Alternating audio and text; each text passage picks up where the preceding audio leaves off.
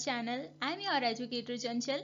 Last lecture में हमने कोशिका के बारे में समझा, कोशिका क्या होती है, क्यों उसे जीवन की इकाई कहा जाता है, एक कोशिकीय और बहुकोशिकीय जीव क्या होते हैं, कोशिका सिद्धांत क्या कहता है। आज के इस लेक्चर में हम कोशिका की संरचना के बारे में जानने वाले हैं, कौन कौन से उसमें कोशिकांग पाए जाते हैं।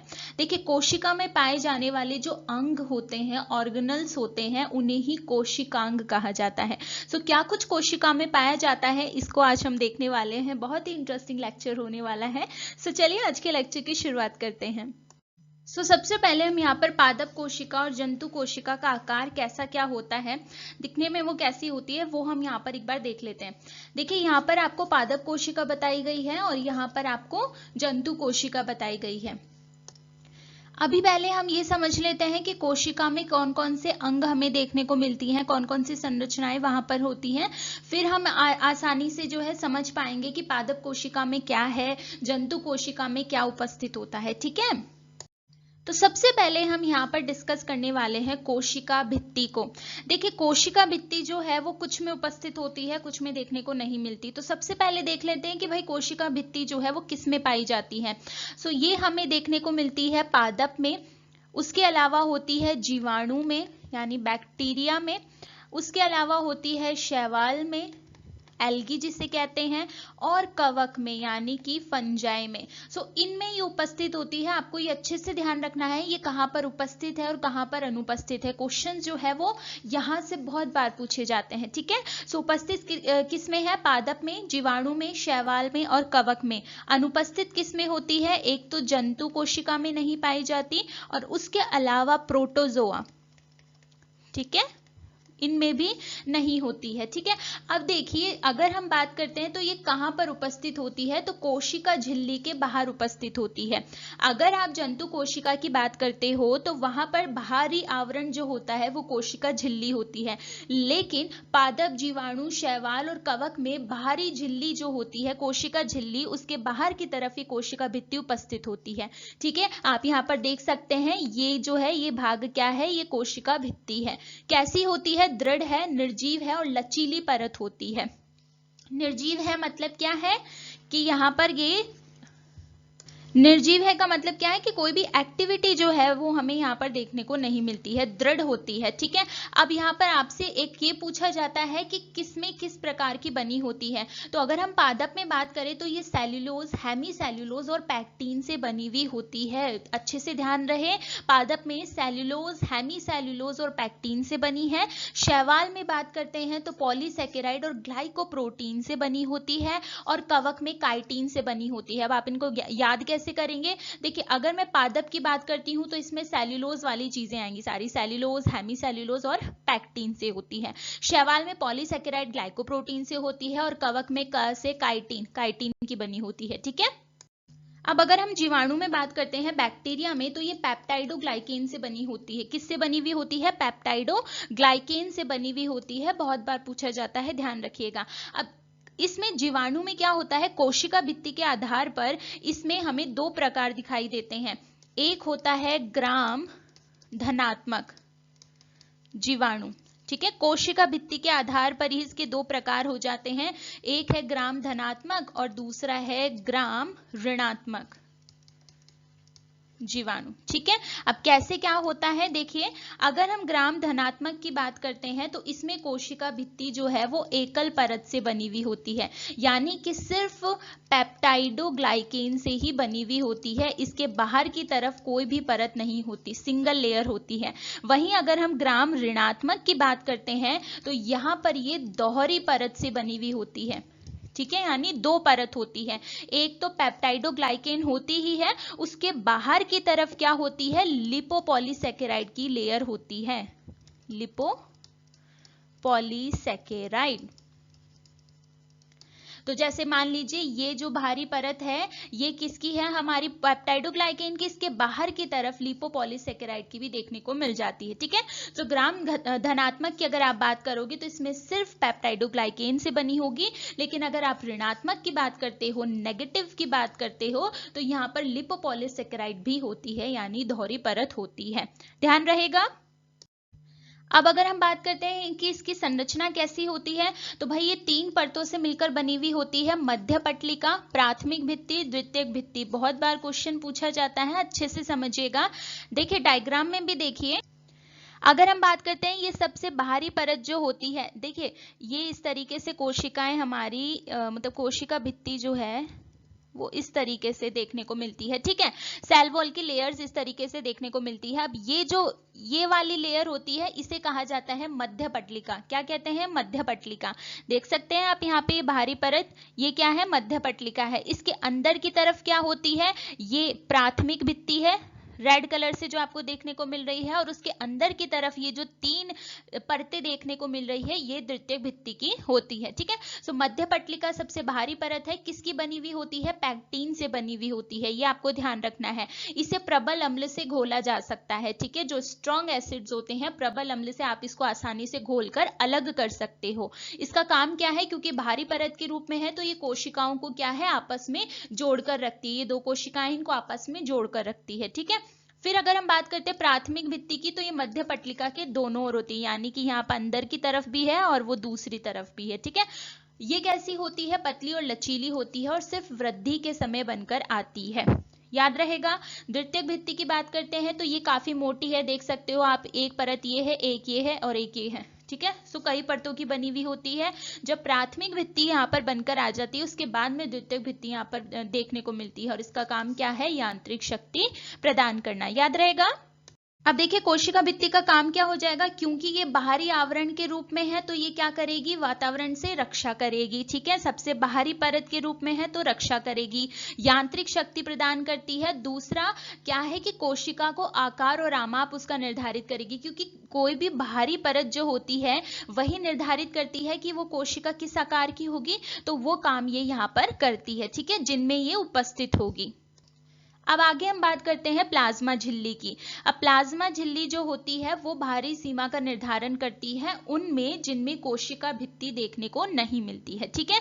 आपको ध्यान रखना है, इसे कोशिका कला नाम किसने दिया है? जीव द्रव्य कला नाम किसने दिया है? बहुत बार क्वेश्चन आता है। तो इसे कोशिका कला नाम दिया है नगैली और क्रैमर ने, और जीव द्रव्य कला नाम दिया है प्लॉव में। अब आप याद कैसे करेंगे? देखिए कोशिका कला, सी यहाँ पर आता है कोशिका कला में, सेल मेम्ब्रेन इसे कहते हैं, तो सी से आप याद रखिएगा क्रैमर का सी, ठीक है। वहीं अगर आप बात करते हो जीव द्रव्य कला की, जीव द्रव्य को कहा जाता है प्लाज्मा, तो पी से पी, प्लॉव याद रहेगा, ठीक है। अब बात करते हैं ये बनी हुई कैसे होती है, तो देखिए आप इसकी संरचना भी देखिए, लिपिड, प्रोटीन और कार्बोहाइड्रेट, कोलेस्ट्रॉल, इन सबसे ये बनी हुई होती है। तो ये क्या है? ये लिपिड की दोहरी परत इसमें देखने को मिलती है, ठीक है, जिसमें ये सब क्या है? ये प्रोटीन वाला भाग देखने को मिलता है, ठीक है। और यहाँ पर ये क्या है? ग्लाइकोप्रोटीन हमें देखने को मिलते हैं। तो प्लाज्मा कला के बारे में एक मॉडल हमें देखने को मिलता है जिसे द्रव मोज़ेक मॉडल कहते हैं। बहुत बार क्वेश्चन पूछा जाता है कि यह किसने दिया है, तो ये सिंगर और निकोलसन ने दिया है। इन्होंने क्या कहा कि जो प्लाज्मा झिल्ली होती है वो लिपिड की दोहरी सतह के रूप में देखने को मिलती है, यानी कि ये कुछ इस तरीके से हमारा लिपिड भाग होता है, और ये ऐसे आपने पीछे देखा होगा संरचना में ऐसे ही होते हैं ये, ठीक है। तो इस तरीके से जमी हुई होती है। अब यहाँ पर देखिए ये जो गोल वाला भाग होता है इसे क्या कहा जाता है? इसे कहा जाता है ध्रुवीय सिरा। क्या कहते हैं? ध्रुवीय सिरा। ये जो ध्रुवीय सिरा होता है ये जल से संपर्क बनाता है।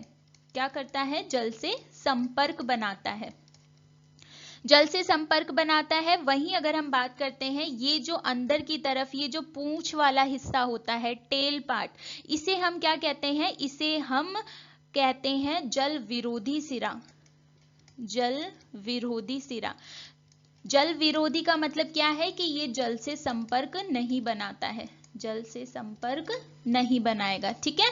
तो जब भी आप इसको पानी के अंदर डालोगे तो क्या होगा, ये जो ध्रुवीय वाला हिस्सा होगा ये सारा तो बाहर की तरफ आ जाएगा और ये जो पूंछ वाला हिस्सा है ये अंदर की तरफ चला जाएगा।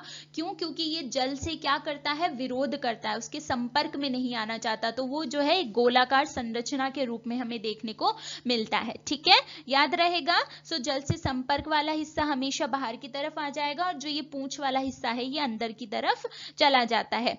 अब वहीं अगर हम बात करते हैं इसमें जो प्रोटीन पाई जाती है, दो तरीके की ये प्रोटीन होती है। एक होती है परिधीय प्रोटीन। परिधीय प्रोटीन ये जो हमारा हिस्सा है यहाँ पर इस तरीके से उपस्थित होती है। ठीक है, दूसरी होती है ट्रांसकलीय। ये जो ट्रांसकलीय होती है क्या होती है, इस तरीके से इसमें अंदर की तरफ होती है। ठीक है, तो दो तरीके की प्रोटीन है, एक तो परिधीय है जो कि जो परिधि है उस पर होगी, अंदर की तरफ घुसी हुई नहीं होगी। दूसरी होती है ट्रांसकलीय जो कि यहाँ पर इस तरीके से इनमें धसी हुई होती है। ध्यान रहेगा। अब हम बात करते हैं कि भाई प्लाज्मा झिल्ली के काम क्या होते हैं। तो पहला तो हो जाता है आकार का निर्धारण करती है, जिसमें कोशिका भित्ति नहीं होगी जिन कोशिकाओं में, वहां पर यही बाहरी आवरण के रूप में है, तो ये क्या करती है, उसका आकार निर्धारित करती है। दूसरा यांत्रिक सहारा प्रदान करती है।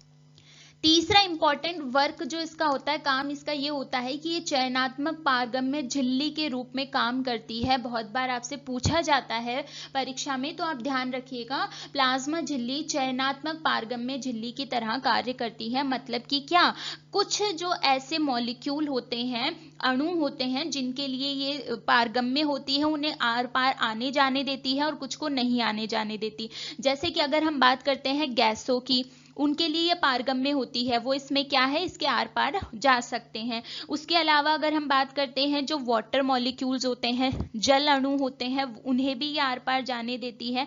और वो अणु जो कि क्या होते हैं, जिन पर हमें चार्ज देखने को मिलता है, पॉजिटिव चार्ज या नेगेटिव चार्ज जिन पर भी होता है, उनको ये पारगम्यता जो है दिखाई नहीं करती है। ठीक है, तो कुछ मॉलिक्यूल्स के लिए, कुछ अणुओं के लिए ये पारगम्यता शो करती है और कुछ के लिए नहीं करती है। इसीलिए इसको क्या कहते हैं, चयनात्मक, चयन कर करके मॉलिक्यूल्स को, अणुओं को जाने देती है। ठीक है, अब आगे बात करते हैं, हमारे पास आगे आता है केंद्रक। अब केंद्रक की जब हम बात करते हैं, इसे कोशिका का मस्तिष्क कहा जाता है। कोशिका का मस्तिष्क का मतलब क्या है, कोशिका में जितने भी काम हो रहे हैं कोशिका से, वो सभी को जो है ये नियंत्रित करता है।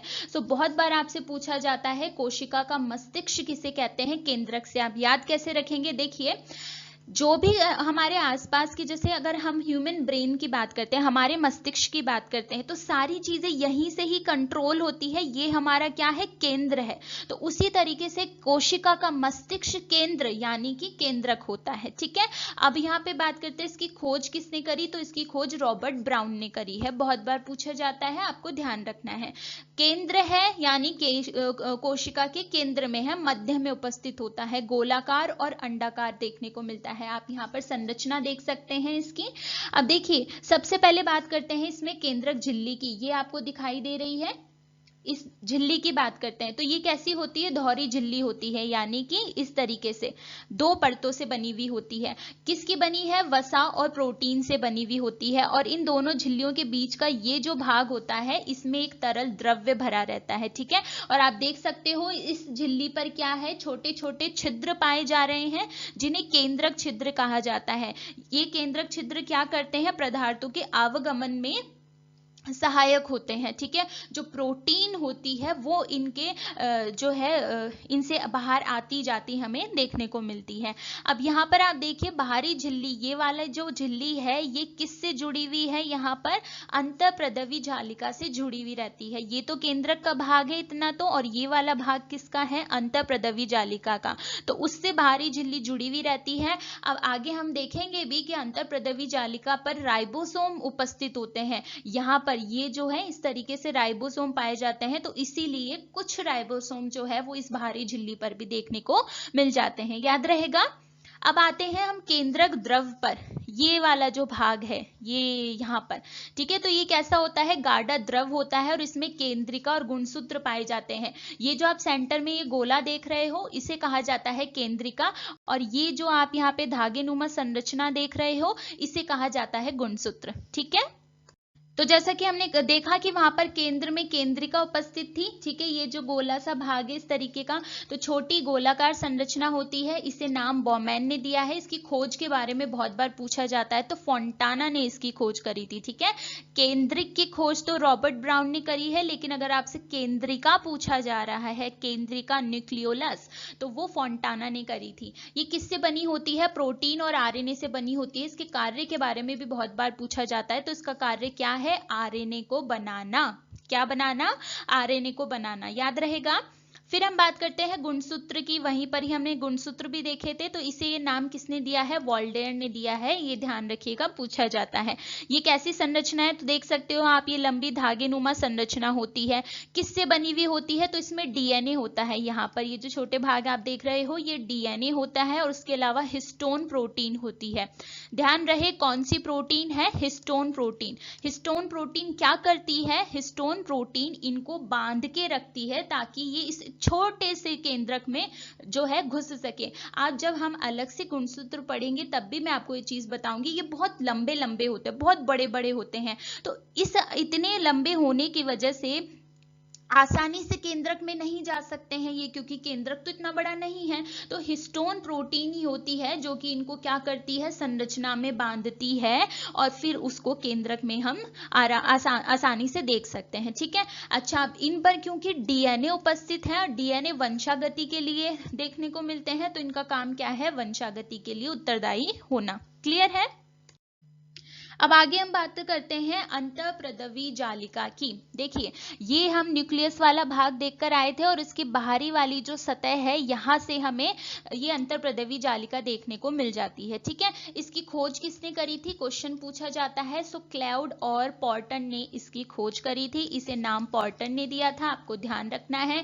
संरचना देखिए कैसी है, ये चपटी होती है, आपस में जुड़ी हुई है एक दूसरे से, थैली नुमा नलिकावत जालिका तंत्र होता है। दिखाई दे रहा है आपको? किससे बनी हुई होती है? तो वसा और प्रोटीन से ये बनी हुई होती है। किससे है? वसा और प्रोटीन से। अब देखिए, इसके दो प्रकार हमें देखने को मिलते हैं, एक होती है खुरदरी और दूसरी है चिकनी। अब खुरदरी इसे क्यों कहते हैं? ये देखिए, यहाँ पर खुरदरी अंतःप्रदवी जालिका है, क्योंकि ये जो इसकी सतह, इस पे छोटे छोटे बिंदु देख रहे हो, इसे कहा जाता है राइबोसोम। क्या कहते हैं? राइबोसोम। तो इसीलिए इसे खुरदरी कहेंगे। अब किसी भी सतह पर अगर आप छोटे छोटे दाने देखोगे, तो उसकी सतह कैसी हो जाती है? खुरदरी हो जाती है, रफ हो जाती है। इसीलिए इसे खुरदरी अंतःप्रदवी जालिका कहते हैं, क्योंकि इसकी सतह पर ये छोटे छोटे दाने दाने जैसे राइबोसोम देखने को मिलते हैं। काफी फैली हुई होती है, और केंद्रक की बाह्य झिल्ली तक देखने को मिलती है। यहाँ पर देख सकते हो आप, यहाँ तक आती है। अब इसका काम क्या है? इसका काम होता है प्रोटीन का संश्लेषण करना और उसका स्त्रवण करना। अब प्रोटीन ये क्यों बना पा रही है? क्योंकि इस पर राइबोसोम प्रेजेंट है, राइबोसोम उपस्थित है, और प्रोटीन बनाने का काम राइबोसोम ही करते हैं, ठीक है। याद रहेगा। तो खुरदरी अंतःप्रदवी जालिका की सतह पर राइबोसोम पाए जाते हैं, इसीलिए वो प्रोटीन बनाती है। बहुत बार इसका काम जो है वो पूछा जाता है, याद रहेगा। दूसरा जो इसका प्रकार है वो चिकनी अंतःप्रदवी जालिका है। अब भाई चिकनी से क्यों कह रहे हैं? क्योंकि इसकी सतह पर राइबोसोम देखने को नहीं मिल रहे, तो ये क्या है? इस तरीके से प्रेजेंट होती, इस तरीके से उपस्थित होती है। इसकी सतह पर कुछ भी नहीं है, एकदम चिकनी हमें देखने को मिलती है। अब इसकी सतह पर राइबोसोम नहीं है, तो इसका काम क्या हो जाता है? लिपिड का संश्लेषण करना। अच्छे से ध्यान रहे, खुरदरी अंतःप्रदवी जालिका प्रोटीन बनाती है, जबकि चिकनी अंतःप्रदवी जालिका लिपिड बनाती है। खुरदरी अंतःप्रदवी जालिका जो है वो प्रोटीन इसलिए बना पाती है क्योंकि उसके पास राइबोसोम है उसकी सतह पर। चिकनी जो होती है वो लिपिड का संश्लेषण करती है। बहुत बार पूछा जाता है, कोई डाउट नहीं है, ठीक है। अब आगे बात करते हैं अंतःप्रदवी जालिका के कार्य क्या होते हैं। तो पहला तो ये क्या करती है? कोशिका द्रव और केंद्रक के बीच में पदार्थों का परिवहन करती है। क्यों करती है? देखिए, हमने जब संरचना देखी तो देखा था, जो केंद्रक की बाह्य झिल्ली होती है वहां पर ये अंतःप्रदवी जालिका जुड़ी हुई रहती है, तो उनके मध्य पदार्थों का परिवहन करेगी। दूसरा, लिपिड और प्रोटीन का संश्लेषण करती है। लिपिड का संश्लेषण तो चिकनी करती है, और प्रोटीन का संश्लेषण खुरदरी करती है। उसके अलावा ये कार्बोहाइड्रेट का चयापचय अपचय भी करती है, उसका मेटाबॉलिज्म करती है, उसके अलावा कैल्शियम का संग्रहण करती है, और सबसे इंपॉर्टेंट ये ध्यान रखना है, बहुत बार क्वेश्चन पूछा गया है, निराविषीकरण करती है, डिटॉक्सिफिकेशन करती है, टॉक्सिक जो मटेरियल्स होते हैं, पदार्थ होते हैं, उनको वहां से अलग करती है, ध्यान रहेगा। अब आगे बात करते हैं यहाँ पर गोल्जी उपकरण की। देखिए, गोल्जी उपकरण की खोज किसने करी है? कैमलियो गोल्जी ने, नाम से भी आपको पता चल रहा है, ध्यान रखिएगा। ये कैसा होता है? दो कलाओं से बना हुआ होता है, केंद्र की तरफ मुड़ी हुई होती है, दिख रहा है ये यहाँ पर से बीच में आते आते मुड़ जाती है, ठीक है। कैसी होती है? चपटी अच्छा, चपटी क्या होती है? तो झिल्ली युक्त पुट्टिका होती है जो एक दूसरे के ऊपर समांतर रूप से दिखाई देती है, दिख रहा है आपको इस तरीके से, तो इन्हें क्या कहते हैं? चपटी कहते हैं। अब इसके दो रूप होते हैं, एक होता है सिस रूप और एक होता है ट्रांस रूप। बहुत बार क्वेश्चन पूछा गया है सिस और ट्रांस रूप के बारे में। देखिए, सिस रूप जो इसका होता है वो ये वाला भाग है, ये वाला, जो कि अंतःप्रदवी जालिका से जुड़ा हुआ होता है, मतलब उसकी तरफ देखने को मिलता है, ठीक है, ध्यान रहेगा। सिस जो होगा वो हमेशा अंतःप्रदवी जालिका की तरफ होगा, और ट्रांस जो होगा वो यहाँ पर कोशिका कला की तरफ होगा, प्लाज्मा झिल्ली की तरफ होगा, जिससे कोशिका से बाहर चीजें ये निकालते हैं, ठीक है। तो सिस कहां पर है? सिस अंतःप्रदवी जालिका की तरफ है। ट्रांस कहां पर है? ट्रांस प्लाज्मा झिल्ली की तरफ है। तो इसका सिस रूप क्या करेगा? अंतःप्रदवी जालिका से जो भी पदार्थ आएंगे उनको ये यहाँ पर लेगा, ठीक है।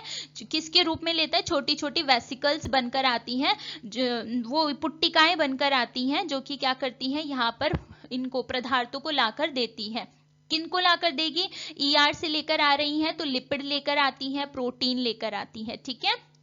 अच्छा, वहीं अगर हम बात करते हैं ट्रांस रूप की, तो यहाँ से कोशिका से बाहर निकालने का काम जो है वो इस ट्रांस रूप से होगा। तो मान लीजिए अगर मुझे कोई प्रोटीन की जरूरत है, तो वो प्रोटीन यहाँ पर राइबोसोम उपस्थित है, इस पर अंतःप्रदवी जालिका पर, खुरदरी पर, वहां से वो प्रोटीन बनाएंगे, उस प्रोटीन को वो इसके सिस रूप से बाहर निकालेंगे पुट्टिका के रूप में, और वो इसके सिस रूप में आ जाएगी। यहाँ से फिर वो इसके ट्रांस रूप में आएगी, और यहाँ से वापस से पुट्टिका में जाएगी, और इस तरीके से जो है कोशिका कला से, यानी प्लाज्मा मेम्ब्रेन से होती हुई कोशिका से बाहर चली जाती है, ध्यान रहेगा।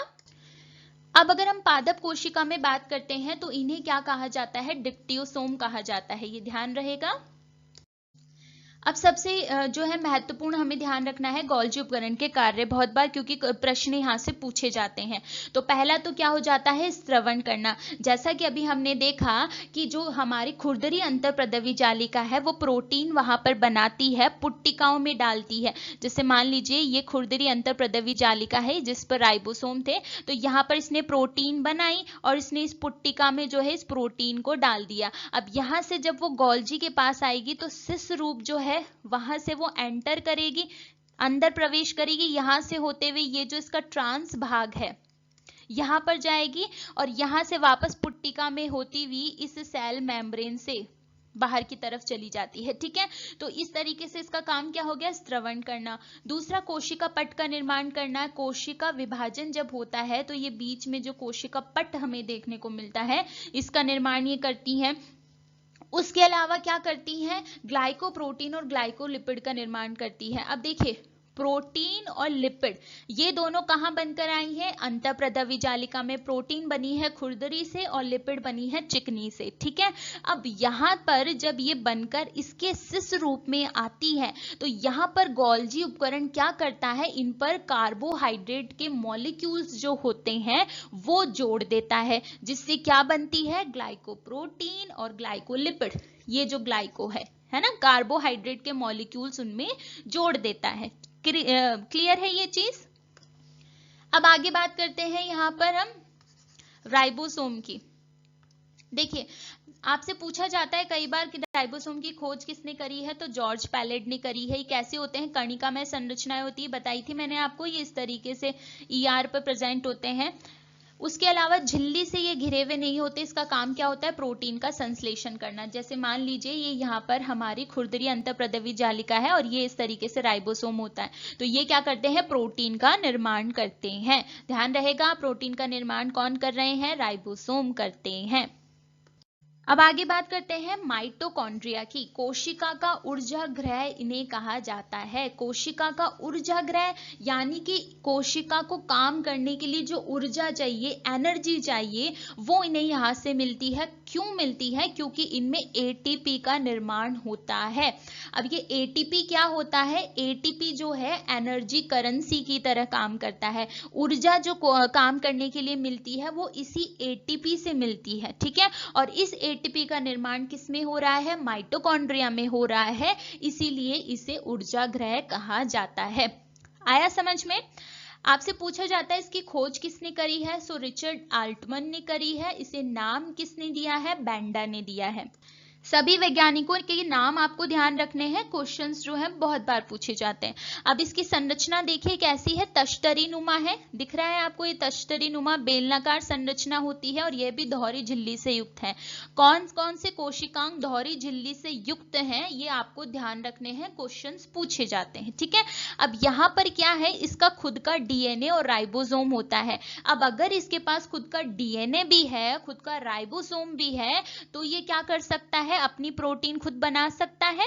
ध्यान रहेगी ये चीज। दूसरा यहाँ पर क्या होता है, एक तो हमने देख लिया एटीपी का निर्माण हो रहा है, दूसरा यहाँ पर कोशिकीय श्वसन देखने को मिलता है और ये अपने लिए प्रोटीन भी बना लेते हैं। आपको ध्यान क्या रखना है, एक तो इसे कोशिका का ऊर्जा गृह कहते हैं। क्यों कहते हैं? क्योंकि एटीपी का निर्माण यहाँ पर हो रहा है। तीसरा आपको ध्यान रखना है इसकी खोज और इसे नाम किसने दिया है, और इसके पास खुद का डीएनए और राइबोसोम होता है, ठीक है। अब आगे बात करते हैं यहाँ पर लवक की। देखिए लवक जो होते हैं वो सभी में ही देखने को नहीं मिलेंगे। किस में उपस्थित होते हैं? पादप में और शैवाल में देखने को मिलते हैं। इसे ये नाम किसने दिया है? तो ई हैकल ने दिया है। ये भी दोहरी झिल्ली युक्त होते हैं और इनके अंदर एक यहाँ पर ये जो है एक तरल पदार्थ भरा हुआ रहता है जिसे क्या कहते हैं? स्ट्रोमा कहते हैं। इनके पास भी खुद का डीएनए होगा और राइबोसोम होगा। लवक में ही हमें देखने को मिलता है क्लोरोप्लास्ट, ठीक है, जिसे हरित लवक भी कहते हैं। प्रकाश संश्लेषण की जो क्रिया होती है वो इसी की वजह से हमें देखने को मिलती है पादपों में, ठीक है। आगे बात करते हैं लाइसोसोम की, ठीक है। लाइसोसोम की खोज आपको ध्यान रखनी है, किसने करी है? ड्यूव ने करी है। इसे क्या कहते हैं? इसे आत्मघाती थैली कहते हैं। आत्मघाती थैली इसे इसलिए कहते हैं सुसाइडल बैग, क्योंकि इसमें पाचक एंजाइम होते हैं। पाचक एंजाइम क्या है? डाइजेस्टिव एंजाइम से ये इनका पाचन कर देते हैं, तो इसीलिए इसको क्या कहेंगे? आत्मघाती थैली कहा जाता है। और ये एंजाइम जो होते हैं वो अम्लीय परिस्थितियों में सर्वाधिक सक्रिय देखने को मिलते हैं। अम्लीय परिस्थितियों में, ठीक है। अम्लीय परिस्थितियों का मतलब क्या है? कम पीएच पर। कम पीएच पर ये सर्वाधिक सक्रिय होते हैं और पदार्थों को क्या करते हैं? उनका पाचन करते हैं। इनका काम क्या हो जाएगा? जो भी व्यर्थ पदार्थ होते हैं वो कोशिका से बाहर निकालना। याद रहेगा। आगे बात करते हैं तारककाय की। ये किस में उपस्थित होता है? ध्यान रखिएगा, ये जंतु कोशिका में देखने को मिलता है। इसकी खोज बोवेरी ने करी है। छोटी बेलनाकार संरचना होती है, ये दिख रहा है आपको इस तरीके से छोटी बेलनाकार संरचना होती है और इसका काम क्या होता है? कोशिका विभाजन में ये सहायक होता है। जब हम कोशिका विभाजन पढ़ेंगे तब हम इसको वहां पर अच्छे से समझ लेंगे, ठीक है। अभी आपको ध्यान रखना है कि इसका कार्य क्या है? कोशिका विभाजन में सहायक होना, और ये जंतु कोशिका में ही देखने को मिलते हैं। आगे बात करते हैं रसधानियों की। ये झिल्ली युक्त होती है और इनकी झिल्ली के बारे में बहुत बार प्रश्न आते हैं कि उसे क्या कहते हैं? टोनोप्लास्ट कहते हैं। दिख रहा है आपको ये इस तरीके से। ये रसधानियां जो है हमें देखने को मिलती हैं, बहुत सारी होती हैं, कई में बहुत बड़ी भी होती हैं, और इनमें क्या भरा हुआ होता है? कोशिका रस भरा होता है। ध्यान रहेगा। तो आज के लेक्चर में इतना ही। कोशिकांग से जितने भी प्रश्न आते हैं वो सभी मैंने आपको यहाँ पर करवा दिए हैं। इससे बाहर आपसे कुछ पूछा नहीं जाता है। अच्छे से हमने चीजों को समझ भी लिया है। अगला लेक्चर जो होगा उसमें हम कोशिका विभाजन के बारे में पढ़ेंगे, ठीक है। कोशिका विभाजन के बारे में पढ़ेंगे और फिर हम इनसे जितने भी क्वेश्चंस हैं वो उसकी एक बार प्रैक्टिस भी हम अच्छे से कर लेंगे, ठीक है। तो मुझे कमेंट सेक्शन में जरूर बता दीजिएगा कि आपको लेक्चर कैसे लग रहे हैं। मैं पूरी कोशिश कर रही हूँ कि आपको हिंदी में जो है वो अच्छे से समझा सकूं। मुझे कमेंट में जरूर बताइएगा। And stay tuned for upcoming interesting lectures. Thank you.